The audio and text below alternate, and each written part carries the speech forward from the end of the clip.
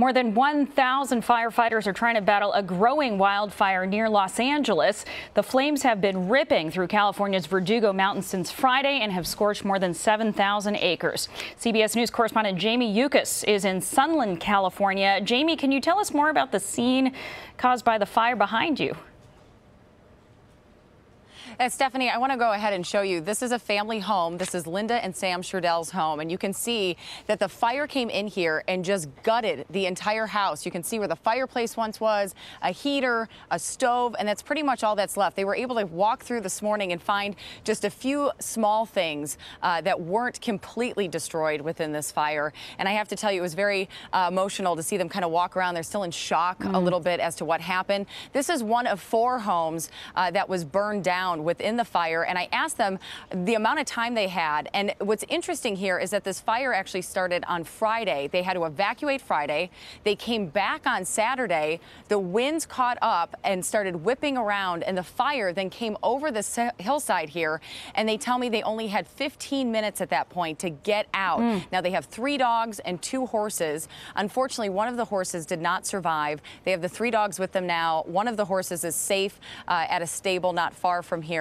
And at this point, they don't know when they're going to be able to return. They're only thankful that they did have insurance. So they're taking things one day at a time. When I spoke to them a little bit earlier, they were still wearing their clothes that they had grabbed on Friday at the house. So they have no change of clothes, and they're taking things, as they said, one day at a time. 15 minutes. I can only imagine the panic in that moment. Jamie, earlier, Governor Jerry Brown declared a state of emergency. Just who does that extend to, and what actions are being taken at this point?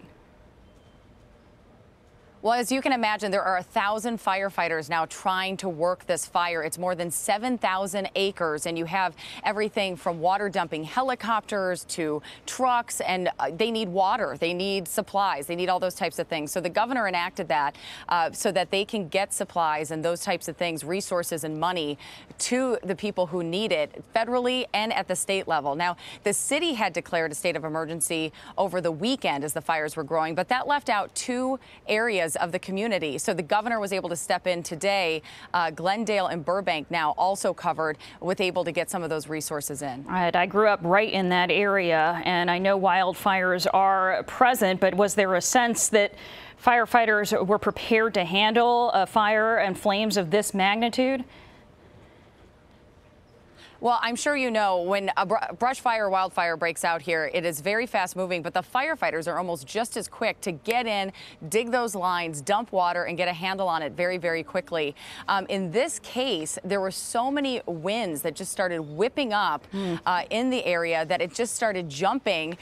So that's where it grew very, very quickly. Then you had days of extreme heat, very unseasonably, within the hundreds. There was one area that somebody told me got up to 111 on their house thermometer here. So they were dealing with that and very strong winds. So, of course, as you can see now, the wind's actually picking back up. That happens in the afternoons here. And that's why this fire is currently 30% contained, but firefighters still concerned that those embers and hot spots can jump when the winds come back up in the afternoon. So they tried to get a handle on it. It's 30% contained right now, but they're still digging lines. They're still working. The only good news here is that today the highs are in the 80s and a rainstorm came through Sunday night. So they were able to get a little better handle on things. They're hoping to get an even better handle on things throughout the day today, and we'll see how that works out. Hopefully the winds subside just a little bit. All right, Jamie Yuccas, I know you'll stay on top of it. Thanks a lot.